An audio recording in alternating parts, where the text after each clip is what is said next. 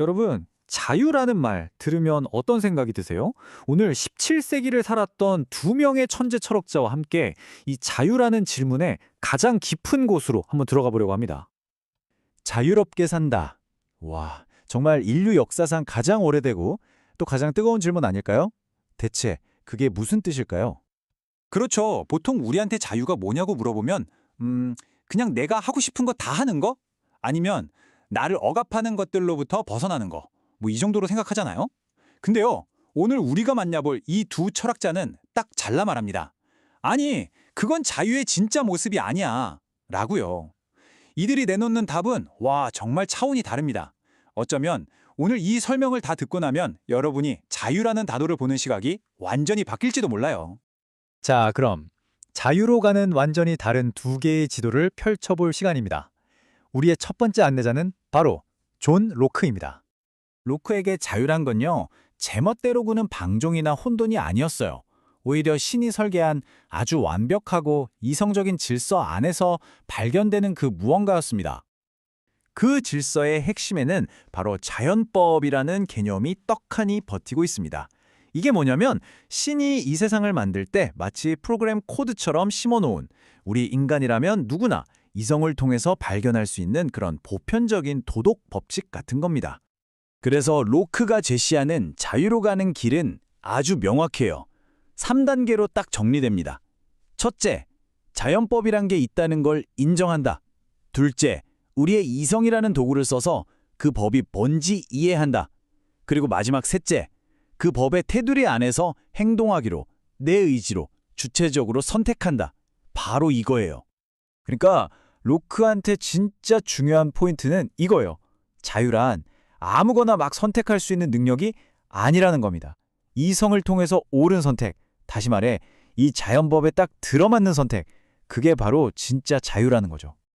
그리고 바로 이 생각, 여기서부터 생명, 자유, 재산이라는 개인의 아주 기본적인 권리는 절대 침해해서는 안 된다는 그의 정치 철학이 탄생합니다. 우리가 지금 너무나 당연하게 여기는 자유민주주의의 뿌리가 사실은 바로 여기에 있는 셈이죠. 자, 이제 마음의 준비를 좀 단단히 하셔야 합니다. 우리의 두 번째 안내자, 스피노자가 안내할 길은 로크와는 정말 차원이 달라요. 어쩌면 오늘날의 우리에겐 굉장히 이상하고 심지어 좀 충격적으로 들릴 수도 있거든요. 스피노자는 여기서 정말 대담한 선언을 딱 던져버립니다. 바로 신은 곧 자연이다. 데우스 시베 나투라. 이게 무슨 말이냐면 저 하늘 위에서 우리를 내려다보면서 심판하는 그런 인격적인 신은 없다는 거예요. 그냥 이 세상, 이 우주, 이 모든 것의 총합, 그 자체가 바로 신이라는 거죠. 와, 이 한 문장 때문에 윤리와 자유에 대한 모든 논의가 그야말로 180도 뒤집어지게 됩니다. 스피노자에 따르면요, 우리 대부분은 사실 자유롭지 않습니다. 그냥 외부 자극에 따라 기뻐하고 분노하고 슬퍼하고 욕망하는, 한마디로 정념의 노예일 뿐이라는 거죠. 왜 그런 일이 일어나는지 그 원인도 모른 채 말이에요. 바로 이 지점에서 스피노자의 정말 놀라운 통찰이 빛을 발합니다. 그는 자유가 세상을 내 마음대로 바꾸는 게 아니라고 말해요. 오히려 이 세상이 돌아가는 필연적인 방식, 그 인과관계를 온전히 이해하고 심지어 그걸 사랑하는 것, 그것이 진정한 해방이라고 본 겁니다. 저항이 아니라 수용과 이해에서 자유를 찾는 거죠. 결국 스피노자에게 자유란 건 외부의 어떤 조건이 아니라 내면의 상태였던 거예요. 모든 것이 왜 그렇게 될 수밖에 없었는지를 깨닫는 데서 오는 지적인 평온함, 정신의 완전한 해방.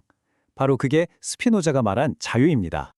자, 이렇게 우리는 정상을 향하는 완전히 다른 두 개의 길을 살펴봤습니다.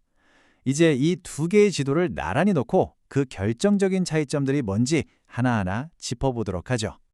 모든 걸 관통하는 핵심을 한마디로 요약하면 바로 이겁니다. 로크의 자유는 책임감 있는 선택에 대한 자유고요. 스피노자의 자유는 필연성에 대한 깨달음을 통한 해방입니다.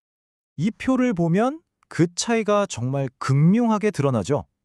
윤리의 근원이 어디서 오는지부터 시작해서 자유의 의미, 윤리의 최종 목표, 심지어 신의 역할까지 두 사람은 세상을 바라보는 근본적인 틀 자체가 달랐던 겁니다. 이걸 세상에서 가장 간단하게 한번 요약해 볼까요? 자, 로크에게 당신은 규칙을 따르기로 선택할 때 자유롭습니다. 반면에 스피노자에게 당신은 애초에 왜 선택이라는 것 자체가 없는지를 이해할 때 비로소 자유로워집니다. 정말 다르죠? 이 두 철학자의 이야기가 그냥 17세기의 낡은 생각처럼 들리시나요? 절대 그렇지 않습니다. 이 두 가지 관점은요, 바로 오늘, 바로 지금 우리가 우리 삶을 살아가는 방식을 규정하는 아주 거대한 두 개의 축이라고 할 수 있어요. 재미있는 건 두 사람 모두 이성을 엄청나게 강조했다는 점인데요. 그 의미는 완전히 달랐습니다. 로크에게 이성이란 무엇이 옳고 그른지를 판단하는 판사의 망치 같은 거였고요. 스피노자에게 이성이란 모든 존재의 비밀을 풀고 우리를 구원에 이르게 하는 마스터키 같은 거였죠. 이 두 사람의 생각은 지금도 우리 삶 곳곳에서 아주 생생하게 살아 숨쉬고 있습니다. 로크의 아이디어는 말할 것도 없죠. 오늘날 대부분 민주주의 국가의 헌법과 인권 선언문에 그대로 녹아 있으니까요. 그럼 스피노자는 어떨까요? 모든 것을 있는 그대로 받아들이라는 그의 가르침. 이거 어디서 많이 들어본 것 같지 않으세요? 맞습니다. 현대 심리치료, 특히 인지행동치료나 마음챙김 명상의 핵심 원리와 정말 놀랍도록 닮아 있습니다. 사회의 규칙 안에서 더 나은 선택을 추구하며 나의 권리를 지키는 로크의 자유. 그리고 세상의 필연적인 원리를 깨달아서 내면의 평화를 얻는 스피노자의 자유. 자, 여러분이 추구하는 자유는 과연 어느 쪽에 더 가까운가요? 이 질문에 대한 답은 오직 여러분 자신만이 내릴 수 있을 겁니다. 예, 두 번째 프레젠테이션도 잘 들어봤네요. 계몽주의 시대에 개인의 중요함, 개인의 권리, 자유 이런 것들의 중요성들이 드러나기 시작하면서 무엇이 개인의 진정한 자유인가 뭐 이런 부분들을 생각하는 관점의 차이가 아주 명확하게 잘 보여지는데요. 영국의 경험주의자였던 존 로크는 인간의 내면의 즉 인간의 의식이 경험하는 그 경험들 속에는 옳고 그름을 판단하고 그 판단에 따른 선택의 자유, 즉 그랬을 때 그 판단이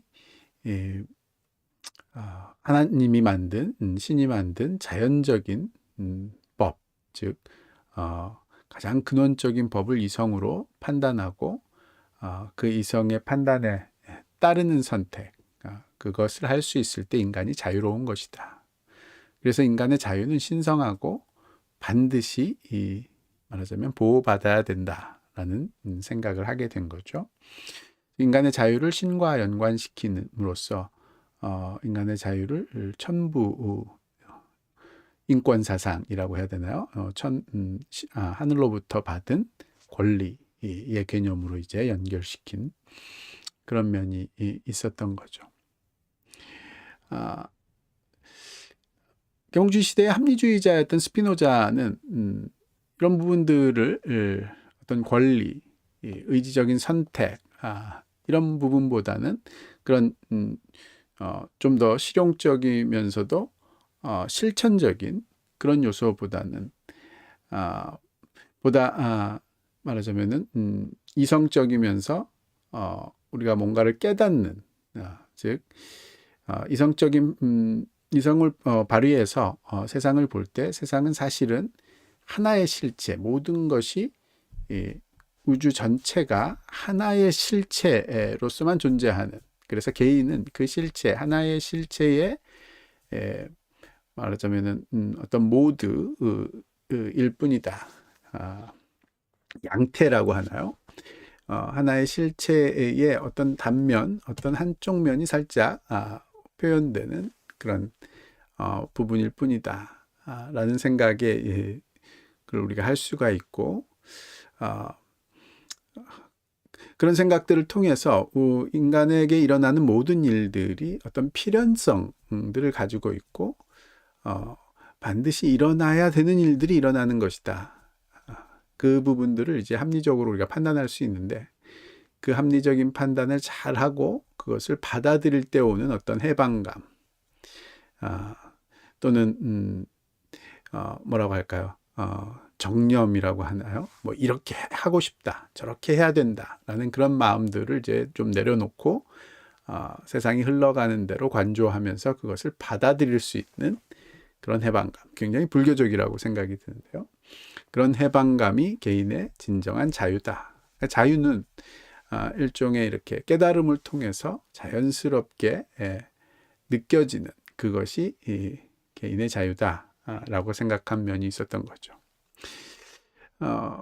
고대 시대에 개인보다는 공동체 위주의 그런 생각에서 벗어나서 근대로 오면서 개인의 자유와 권리를 깊이 생각하고 개인의 포커스를 하지만 그 안에서도 결국은 개인의 선택의 자유냐 아니면 개인이 전체 속의 일부로서 필연적으로 갖고 있는 어떤 필연성, 이렇게 될 수밖에 없는 그런 운명적인 요소, 이런 것들을 깨달았고 그 안에서 그걸 받아들임으로써 편안해질 수 있느냐, 그런 자유냐, 뭐 이런 부분에 대한 논쟁들이 있었던 거죠. 어찌 보면 합리주의, 스피노자의 합리주의는 굉장히 종교적인, 물론 실제로도 범신론적인 그런 요소가 강하고, 존 로크의 윤리학은 굉장히 정치적인 개인의 권리, 선택의 권리, 또 그 개인의 권리가 신성하다라는 것을 보장받으려는 그런 법적인 보장을 받으려는 그런 노력, 이런 것들이 이제 있어 왔던 거죠. 그렇게 크게 두 갈래의 큰 계몽주의의 흐름이 있었다는 것 또 한번 비교해보고 살펴보게 되네요.